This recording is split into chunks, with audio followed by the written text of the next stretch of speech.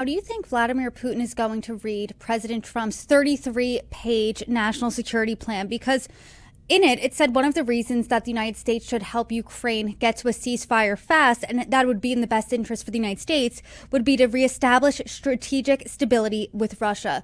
When you read that, what do you think Putin's thinking?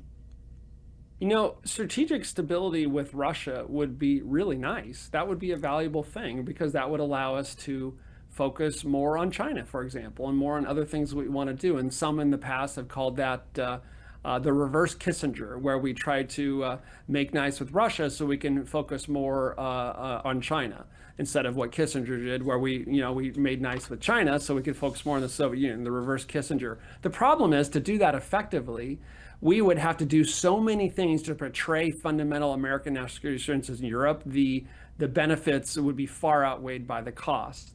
You asked me how I think the Kremlin is viewing the national security strategy. I think they're probably happy with it. There seems to be a reluctance, as I said already, to name our adversaries. And so, I see the nascent, laudable effort in the national security strategy to conduct a serious strategic effort. And by that, I mean, as someone who, studied grand strategy in grad school and taught it at West Point and has done a little bit of this, you begin with the end. You begin with the objective. It works as an individual, as a family, as a company, as a nation. You begin with the end. You begin with the objective. What are you trying to accomplish? And then you ask yourself, what are the leading threats or obstacles most likely, most dangerous to achieving, protecting those interests or securing those objectives? And then you inventory the means available, and then you coordinate ends, ways, and means to protect those interests or advance those objectives in light of the threats, prioritization, allocating finite resources, mitigating risk.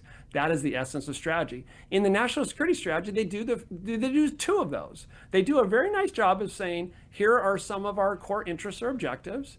They do a decent job of talking about allocation of means, kind of, but they skip over the threat step. Now, someone listening to this from the administration say, what are you talking about? We talk about the concerning dynamic over here, this thing that happened right over there, but where's the subject in the sentence? Where's the subject in the sentence? The subject in the sentence, the adversary, name them, call them by name, say it with me. Russia, China, Russia, Iran, and North Korea are coordinating in extraordinary, unprecedented ways that we have not seen. Don't believe me? Listen to the chairman of the Joint Chiefs of Staff, Dan Kane, who said as much. And this isn't like toasting each other at cocktail parties in the Kremlin. This is tangible help to each other, economic, cyber, financial, informational, and military domains. It's making each of them more capable in their current or prospective spheres of aggression. That's why this is the most dangerous geostrategic environment. One of the reasons why it's the most dangerous geostrategic environment I think we've seen since 1945. And I would have liked to see a little bit more candid assessment on that. And I'll end with this.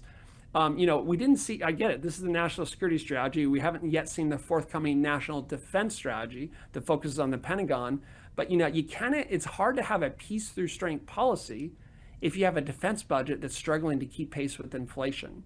If we really believe our talking points about our adversaries, if we really believe what I am saying and what the Bipartisan National Defense Strategy Commission said about the danger of the current environment, then why the heck are we having a defense budget that is struggling both in the past and likely in prospective years, in the next few years, to even keep up with inflation?